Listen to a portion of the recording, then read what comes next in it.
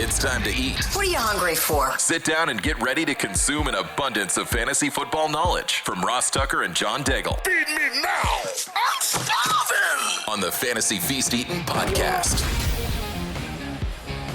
Yeah, let's eat, baby. This is the Fantasy Feast Eatin' podcast presented by DraftKings. The crown is yours, and there's a lot to go over on today's show because John Daigle and I need to go over our thoughts from the preseason games and what really mattered over the last 3 weeks that we need to take away. And there have been several transactions that affect the fantasy football world over the last couple days as well that we need to get into. So we'll get into all that. The top preseason observations, the transactions. We'll do it with my guy, John Daigle, who you can follow on social media at NotJDaigle.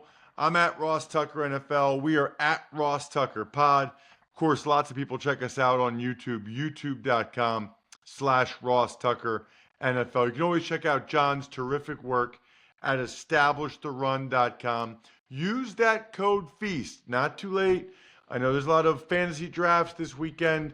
Just use the code FEAST to get 20% off at establishtherun.com. But first, several of you know this because you subscribe to our email newsletters, which don't come out very often. It's like once every 4 months maybe, but I sent one out Monday night. For those of you that don't get them, you can go to rosstucker.com and sign up, or anytime we post a link to the show, like on Twitter or with the link tree, there's a way to sign up for the newsletter there. But we're making some changes with our show lineup. To make a very long story short, you know, we've had a lot of success with the Even Money Betting Podcast and a lot of success with Greg Cosell on the Ross Tucker Football Podcast. So we're trying to give the people what they want, which is more of those two things. And candidly, there's a lot of good fantasy football shows out there, right? I mean, Establish the Run, where John works, has some excellent shows. Certainly, there's a bunch of other fantasy podcasts out there. I know the footballers and the CBS guys and ESPN, all kinds of stuff. So today's actually going to be the last Fantasy Feast. So a bunch of you are probably hearing this for the first time. The show's been around for over 10 years. That's a lot of episodes every week, twice a week during the season. So you're talking about 75 plus episodes for 10 plus years. So 750 some episodes, which is amazing when you think about it. But this will be the final one. We're still going to keep the feed up. We'll put the other shows on this feed so you guys can see them or be aware of College Draft and Even Money, Ross Tucker Football Podcast. But we're just trying to allocate our time to the places where the audience is biggest, and that's Greg Cosell, Ross Tucker Podcast, and the Even Money Betting Podcast. So I cannot thank Evan Silva, Joe Dolan, and most recently John Daigle enough. All three fantastic. Huge fan of all of them as fantasy analysts, as on-air hosts, as people, and highly recommend you follow John at NotJDaigle. Subscribe to EstablishTheRun.com.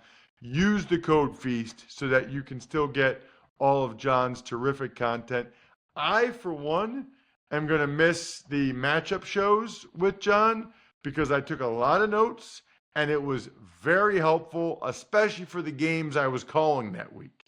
John was like my tutor, my study help for a lot of those games. So he and it will be missed. But the show, at least for today, must go on.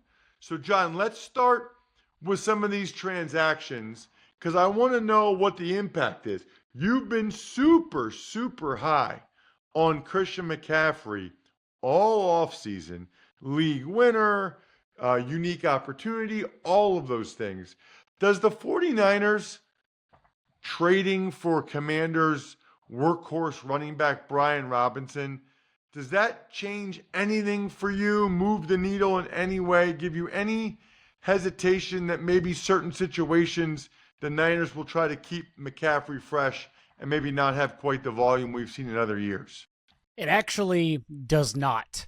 But based on the public opinion and the chats I've done and the Establish the Run Discord, I feel as if the opinion from elsewhere is that it will affect Christian McCaffrey, which is great. Because if you're picking in the back of the first round, McCaffrey now may be a player with an even greater chance to slide to you, all because of the 49ers acquiring Brian Robinson due to their own running back injuries and issues. It does seem like Isaac Guerendo now, Jordan James, their rookie, drafted in day 3, may still not be available for week 1, but it does seem like Isaac Guerendo will actually be healthy enough to play special teams at least. But remember, when Christian McCaffrey last year was brought back from injury, even with Jordan Mason playing so well, and the 2 games that McCaffrey overlapped with Brock Purdy before he got injured in the 3rd game, he outtouched Jordan Mason 42-3. Kyle Shanahan does not care to use any other running backs as long as McCaffrey's available. So no, Brian Robinson's impact is minimal, if even existent, as long as CMC is out there. But again, this does give us a greater chance now to draft McCaffrey in the back of the first round because he is a league-winning pick. Got it. Love it. So it hasn't changed. All right, what about the trade that went down this morning? Doesn't happen very often where we have breaking news here on a Wednesday on the Fantasy Feast podcast. But the Lions are trading veteran receiver Tim Patrick to the Jaguars for a 6th-round pick. Does this mean anything to you, John, in terms of the Jaguars or the Lions? Because it certainly feels like the Lions are making this move with our guy Isaac Tesla in mind. Yeah, and all this does really is open up Tesla for wide receiver 3 role that Tim Patrick previously played last year. Now this is still a log-jammed offense to where, as everyone knows, if they've listened to the show throughout the offseason, I'm still questioning their ability to spread the ball out as they did in past years, since Ben Johnson and Tanner Engstrand were the 2 who were, in my opinion, responsible for getting every player involved. And now we'll see if John Morton is even capable of that with Jared Goff in a worse offensive line, especially since Jameson Williams. We're expecting another year of development. As I've talked about in the past, last year was Jameson Williams' first season to run. He ran the most routes since high school last year with the Lions, and that led to his first 1,000-yard season and a career-high target share. So what happens in practically his 2nd year of development as a full-time player?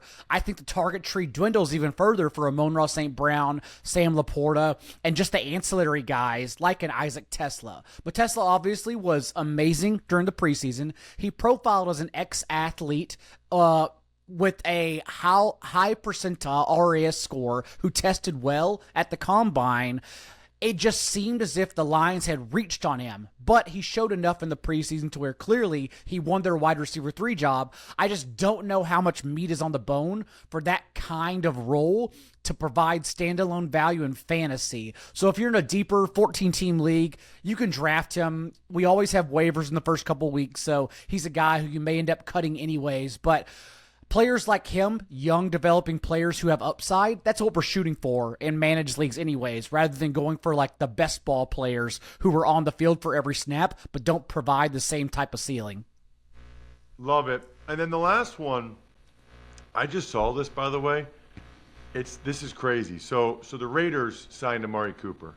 So Amari Cooper with the Raiders and Brandon Cooks with the Saints, Keenan Allen with the Chargers. All 3 of those guys are with the teams they were with in 2015, John. And now here it's 2025, which is wild. Amari Cooper with the Raiders, what does that mean? Because I know, Dante Thornton had played very well. Kind of felt like Dante Thornton was ahead of Jack Besh. Jacoby Myers is asking for a trade. A lot of up in the air, it feels like, with the Raiders receiving core. As I'm sure you've talked about on the betting show at some point as well with Steve Fezzik, it is interesting that the Raiders got the same projected season win total as last year's Raiders team, even though they upgraded from Antonio Pierce, Luke Getsy, and Gardner Minshew to Pete Carroll, Chip Kelly, and Geno Smith. Those are three of the biggest upgrades in the entire league, and yet they still got the same win total, which is really odd. I don't know if the Raiders will be good, quite honestly. I have immense questions about their secondary and their offensive line, but they're going to be fun. They're going to get forced into shootouts just naturally playing indoors with a significantly better quarterback than Gardner Minshew and Geno Smith. Whenever we saw last year, he was an entirely different player when the pocket was kept clean. And he has the talent like Jacoby Myers, who requested a trade but has zero leverage. He's on the final year of his contract. If he doesn't get traded, the contract tolls next year. So Jacoby Myers is going to play and not get traded for the Raiders. But Brock Bowers, obviously, and then, as you mentioned, Amari Cooper, who shockingly made $3.5 million to play as a base salary for this team, and then Dante Thornton. We have seen, though, for fantasy, time and again the last few years. It starts with Will Fuller, DeAndre Hopkins last year. The list goes on of dwindling veterans who hang on for, and I don't blame them. They're getting paid, which is great for them, but they hang on for too long and go to this final team, and that's what Amari Cooper reminds me of, since he was outplayed by practically everyone for Buffalo last year. If you weren't paying attention to football, you wouldn't even know that Amari Cooper played for the Bills in the second half of the season. And so I don't worry about Amari Cooper at all. I still think this is Jacoby Myers' team, and Dante Thornton is the type of player that we still want to be ahead of in the last round. Again, in managed leagues, understanding we can cut him for waiver wires in the first couple weeks if he does not have a role. Thornton is a guy who not only led the nation with 25.5 yards per catch last year, that's the most yards per catch in the last decade among FBS wide receivers. He is a pure deep threat, and we want that pure deep threat a la Tyler Lockett that Geno Smith helped make successful, because that's what Geno Smith does, is launch the ball downfield successfully. So, yes, Dante Thornton is still a player I want to take a chance on, understanding this team is naturally going to get in shootouts despite wanting to run the ball. More great stuff right after this. At the start of every fantasy feast, I say, let's eat, baby. Well, there's no better thing or place to eat than with my friends from Factor. 97% of customers say that Factor helped them live a healthier life. I will put my wife and myself in that category. We eat Factor meals all the time. They're shipped right to the house. You can get salmon, shrimp, all kinds of protein, good for you fats. Eat smart at factormeals.com/feast50off and use code feast50off to get 50% off plus free shipping on your first box. That's code feast50off at factormeals.com for 50% off plus free shipping. You're getting delicious, ready-to-eat meals delivered with Factor. Labor Day weekend, boys. Make sure you're prepared. Wait till you see my social media post about Labatt. I am ready for Labor Day weekend. I'm ready for the season. You should be too with Buy Beer, Get Gear. Rack up the Labatt, rack up the receipts, and go get incredible stuff. The mini fridge is incredible. How about the cooler backpack? Love it. Buy Beer, Get Gear. There's other really cool stuff too. Go to rewards.labattusa.com to sign up. All right, John, let's get to some of the other preseason game observations. We'll stick with the receivers. Marvin Mims, all kinds of talk about other skill guys in Denver, but you noticed that Marvin Mims is out there for pretty much all of Bo Nix's snaps. And I think Marvin Mims' stock should be raised in fantasy drafts right now. Maybe not just because of the preseason. Remember, he also ran a season-high 79% route rate in the one postseason game the Broncos had last year. We question if that usage would carry over, but at least during the preseason, it did as a player in two wide receiver sets with Bo Nix. I still believe this team under Sean Payton is going to use a rotation, especially because they're trying to find ways to get Pat Bryant also involved with Troy Franklin here. But at the same time, Marvin Mims has shown us he's a player that when he does get a majority of the team snaps, he can make an impact, including helping drag the Broncos to the playoffs in the last month of last season. Also, they quietly traded Devon Vele to the Saints, and that may not seem like much from the outside looking in from someone who's just tuning back into fantasy football and drafting this week, but Devon Vele was a player who actually emerged in the second half of the year and was part of this 5-6-man rotation they were going to run. So it does dwindle the wide receiver room down a little bit more for Marvin Mims to play more often across from Cortland Sutton. So I now think you can start drafting Mims around the 8th, 9th round, whereas previously he was just a sleeper we were taking a chance on. I'm more confident in his usage now. Love it. All right, what about this next guy? Because I've always liked this guy. He's played well in the Titans games I've called. Chig Okonkwo. After that rookie year, I thought he was going to be like the next big thing. John, it hasn't really happened. He had that long touchdown catch and run against the Texans last year in that game I did. And he's been playing a lot with Cam Ward, which is a good sign. He's been playing a ton of first-team snaps in the preseason.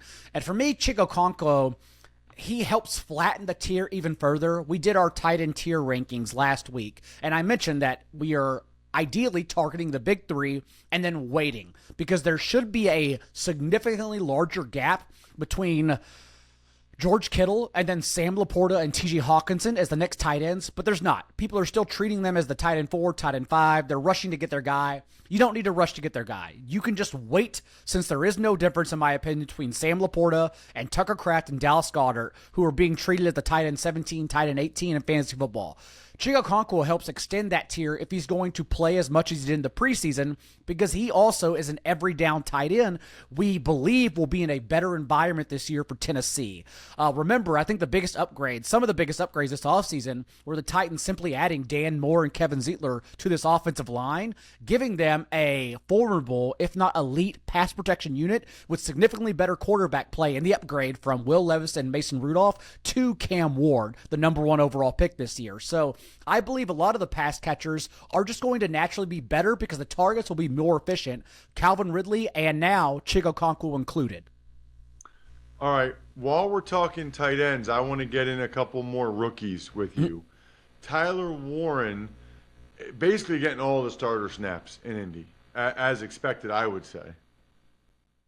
And although, as I just mentioned, this tier is flat, I do go out of my own way to take either Tyler Warren or Colston Loveland whenever they get pushed back in some drafts, and it could happen in your home league, which is why I'm mentioning it. If they do not get reached on, they will get closer in margin to the ADPs of that group I talked about. I like Tucker Kraft, Jake Ferguson, and Dallas Goedert, and when that is the case, then I will make an exception and go for the fun, explosive rookies.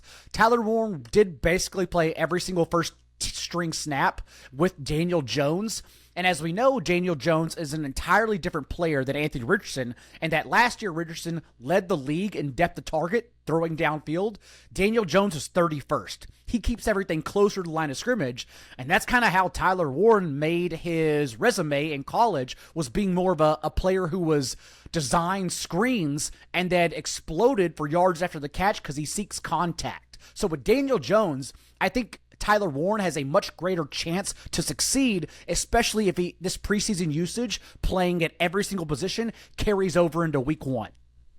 What about, John, Harold Fannin, who set records last year for Bowling Green? He gets drafted by the Cleveland Browns. Looked like in that last preseason game, Flacco was looking for him early and often. We know about Njoku, and he's been there a while now. The Browns like him, but they drafted Fannin for a reason. And even that second preseason game I called against the Eagles, he didn't play at all. You know, it's almost like they have him pegged to be a major contributor this year. And this is why I don't take, although we're talking about preseason takeaways, I don't take them into account as much as a lot of other people do, just because now, since the league moved to not keeping 90 players until the very last cutdown day, teams will hide players. And I'm curious if the Browns have been hiding Harold Fannin. He was someone who tested out really well in the process. It was simply just a landing spot behind David Njoku in the last year of his contract for what we believe will be a poor passing offense in Cleveland. it's the landing spot that really negated Fannon's fantasy stock for his rookie year. But everything else checks out sterlingly. As you mentioned, in 2024, an FBS record, 117 catches for a tight end, also had a 37% target share in that year for Bowling Green. He came out last season with a class-high 3.9 yards per route run against zone coverage, which we know the league now leans into even more with cover 3. And then also remember, every single season under Kevin Stefanski, the Browns have finished with at least a top 9 target rate to their tight ends. I think Fannin is going to start as the Browns slot receiver because they're so thin at that position with only Jerry Jeudy and Cedric Tillman basically carrying the water there. And I think Fannin does have this dark horse chance. It's a long shot. I'm not saying it's going to happen, but he does have a long shot chance to lead the team in catches, if only because that's how bad the environment is there. So Fannin is an athlete who suddenly now, because of how dwindled the wide receiver room is after they cut Deontay Johnson, there's really a week 1 opening here to where I even want to stash him on deeper benches and then cross my fingers that something happens and I don't have to spend my free agency budget on him in week 2. It's funny, I mentioned John breaking news earlier, and that was the Tim Patrick trade right before the show. Literally, while we're recording the show, producer Jack just texted me, and I think the much rumored move has happened, John. The Vikings did, in fact, trade for Adam Thielen from the Carolina Panthers. So you've had no time to prep for this. There's no way of you knowing this. You've been talking the whole time. But this is great. We get your pure instant reaction from both a Panthers perspective. I don't love this for Bryce Young, by the way, and a Vikings perspective of Thielen going back to Minnesota. Very clearly that shows that Ty Felton and Jalen Naylor either are still injured or the team was unhappy with them in place of Jordan Addison, who's suspended for the first 3 games. Thielen is not someone who I think should dent Addison significantly because he's still a player, as I've mentioned throughout the offseason, who all he does is score fantasy points. 19 touchdowns in his first 30 career games, and he's dented Justin Jefferson's target share the past 2 years under Kevin O'Connell. Addison is a player who earns targets, so I'm not too worried about him. He's still going to come at a significant discount. For the Panthers, what happens now is Jalen Coker becomes an amazing selection in the last couple rounds because this means he's absolutely going to start in 3 wide receiver sets around Xavier Legette and Teteroa McMillan. And Coker showed us last year he can outright play Legette for 2 wide receiver sets because it's still amazing he did this as a UDFA. But Coker, as we've talked about in the past, Ross, we discussed this last offseason during matchup shows. Coker is just an outright amazing player. I don't know how it happened, but he showed up, got signed, and he turned out to be a true NFL wide receiver ready to play and make an impact right now. So this makes Coker one of my favorite sleepers for this upcoming weekend. Ooh, I love it. Tell me about the running back situation for the Jets and the Dolphins right now. For the Jets, Breece Hall is an impossible player to rank just because he does have the archetype that we want to target at a discount and having a double-digit target share in every season in the league. As we know for fantasy, targets in PPR leagues are actually worth 1.5 points. Carries are worth just 1 point. So you want running backs who get targets because that means they can reach their ceiling and then outscore their ADP. That's what Breece Hall is. But the preseason usage and everything that Aaron Glenn has said for the Jets this year, first-year head coach, is that it's going to be a timeshare between Braylon Allen and Breece Hall. So what I've been doing is that now Breece Hall's ADP has slipped behind James Cook and Kenneth Walker, and I will still take Breece Hall in that range, especially if I don't have a running back because I've gone elite tight end, elite quarterback, 3 wide receivers through the first 5 rounds. I will take Breece Hall as my first running back, simply crossing my fingers and saying he's still the kind of player I want to draft because he can make an impact if it goes right and all the preseason rumors are incorrect. So I still like Breece Hall at a discount. For the Dolphins, you're going to show up in your home leagues, and it's not going to look this way, but I have done enough high-stakes FFPC drafts, like the main events are $2,200 to enter. Ollie Gordon goes in the 10th round now. That's how much the hype has become for him behind Devon Achane. I do not think Achane's calf injury is too much to worry about. I think he's going to be just fine. But Ollie Gordon is a player we should now mix in with Woody Marks for the Texans as rookies who could absolutely make an impact because they are the direct contingency options right behind the starters. So around the time you start seeing Tyler Algier go off the board in your home leagues, that's when you should also be drafting Ollie Gordon and Woody Marks. Ooh, okay. Speaking of the Texans, what have you noticed about Christian Kirk? We've talked about him in the past, but Christian Kirk is one of my favorite sleepers for fantasy football this year. He's not only going to be the Texans' starting slot receiver, he's also going to play in 2 wide receiver sets. At least that's what they've shown us. And remember, in C.J. Stroud's rookie year, the slot receiver blindly got a 30% target share. Last year, Stephon Diggs, who led the Texans in slot routes, was the wide receiver 18 in points per game from C.J. Stroud. This year, that player, the third year of C.J. Stroud, that the target share naturally falls to is Christian Kirk working from the slot. Christian Kirk is going to be in my opinion, wide receiver 3 starter for PPR leagues, but he's not being drafted at that. So keep drafting Christian Kirk. Please, please, please do yourself a favor.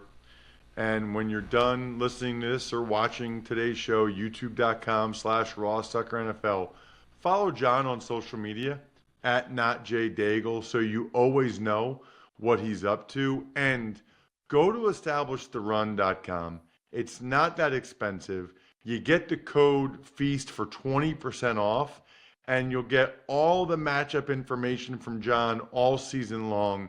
I can't highly recommend it enough. He is fantastic. Establishtherun.com is fantastic, and you get that discount with the code FEAST. John, thank you so much for everything over the last year and a half or whatever it's been. Greatly, greatly appreciate it. And I'm going to have to get you on the other shows now from time to time just to hear your voice and get your insight. Thank you so much. You have my number. Reach out. Thanks for tuning in to Fantasy Feast. Make sure to also check out the Ross Tucker Football Podcast, Even Money, and College Draft, all on the DraftKings Network, YouTube, or subscribe to the podcasts on your favorite platform.